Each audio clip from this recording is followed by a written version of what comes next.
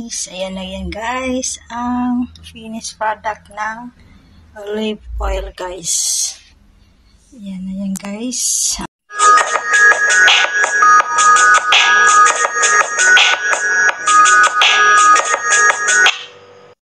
So, 6 na puno yan ng olive tree. 1, 2, 3, 4, 5, 6. Dito lang yan guys sa likod. Yung puno ng olive oils. So, yan. Yan ang puno. Yan ang bunga. Yan ang bunga guys. Yan. Yan.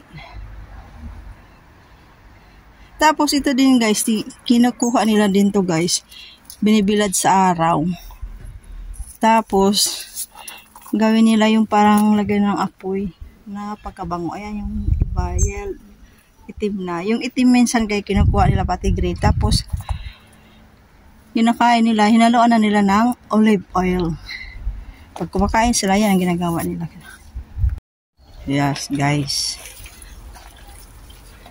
Small. Yan guys, ang olive. Harvested na tayo guys mamaya. I will go na madam. Yan guys. Ang olive guys. Harvesting. Yan mamaya guys. Harvesting tayo guys. Yan guys. Diba? Yan guys. Yan naman mag-harvest tayo guys. Pag-uwi ko, extra naman. Diba guys?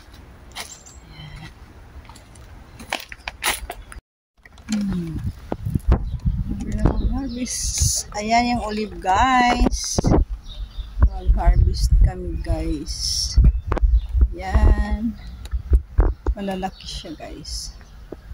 Diba? Harvesting olive guys.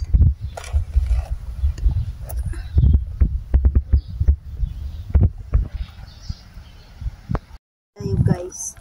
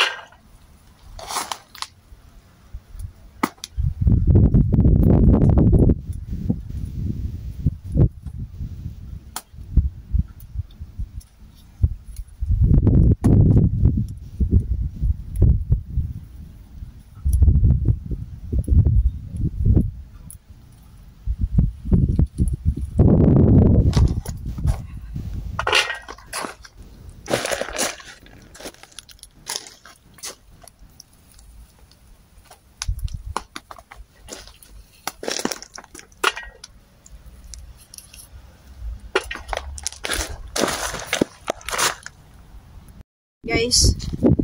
Nakakaano kasi maliliit siya. Ayan guys. Harvest na yan. Dami guys. Ayan. Ayan guys. Ang olive oil guys. So, yan.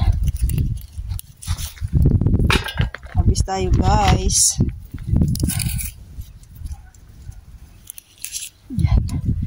Yan guys. Tapos igigiling to guys.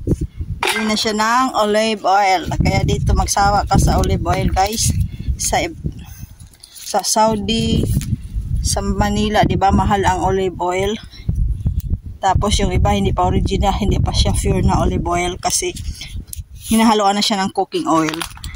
Ito talaga pure talaga ang olive. Kaya minsan iba dito tawag nito, pag nagluto sila guys, si madam pag nagluto siya, hindi siya pure cooking oil ginagamit. Olive oil niya kasi factory naman siya ng olive oil guys. Kaya marami naman siyang puno ng olive. Nandun pa nga sila. Meron silang farm. Si Papo at yung yaya ko. Yan. Nagmana si madam. Yan guys. Yan guys. Diba guys? Ganda yan dyan guys. O diba? Dati guys, Diyos ko yung yaya ko guys. Sabi ko, nasaan yung yaya ko? Akala ko to guys, yung bago ako dumating dito guys, hindi ko alam na olive pala to. Nanguha man to siya guys ng ganito guys. Kalasas kakainin niya. Akala ko naman makalason. Diyos ko, tinapon ko talaga. Tapos bininto ko kay madam at saka kay Sarah at saka kay Sir Andrea. Grabe tawa nila. sabi nila olive oil yan ano, Marie. Sabi ko, ganun ba? So ito, first time ko to nakakita guys nung pumunta ko dito sa Cyprus. First time ko nakita ang puno ng olive oil. So yan guys, harvesting olive guys for 2023 guys. Ayan, kahit si Sir Nico harvesting guys. Ayan. Harvesting olive guys. Posso gastar utiliosis Nico. Dio, tria. Yo? Tora. Ladi? Ladi. Buona qua di tres cases. Tres cases? Tria vareggia. Tantia. Buona qua di tessera. Tessera vale lui che ladi.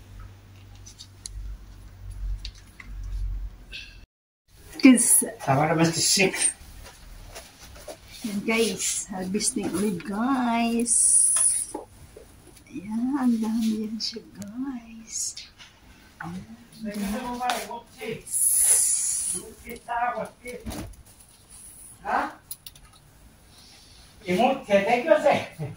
Guys, dadalhin na siya guys. Gigiling-giling na siya guys. Gawin na siya ng olive oil. So, nasa 4. Second batch na to actually guys. Hindi ko nabigyan ng first batch kasi sa work ako. Ayan guys. Ang olive guys.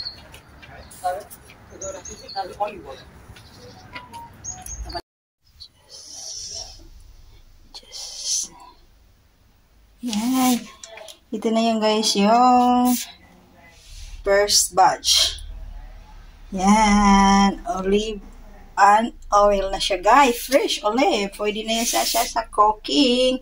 Kung magluto ko, wag na lang cooking oil. Much better ang olive oil ang gagamitin guys. Ito na yung fresh yan guys. Ayan na yan guys. Ang finished product ng olive oil guys.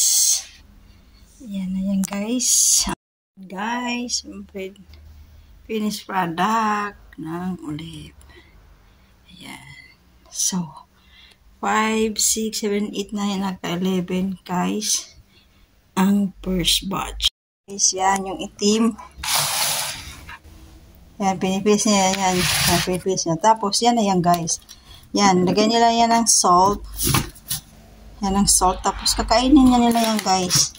Yan, kakainin. Kakain din ako dyan kasi nga, ano din yan, parang gamot din yan sa katawan mo. Yan, ganyan.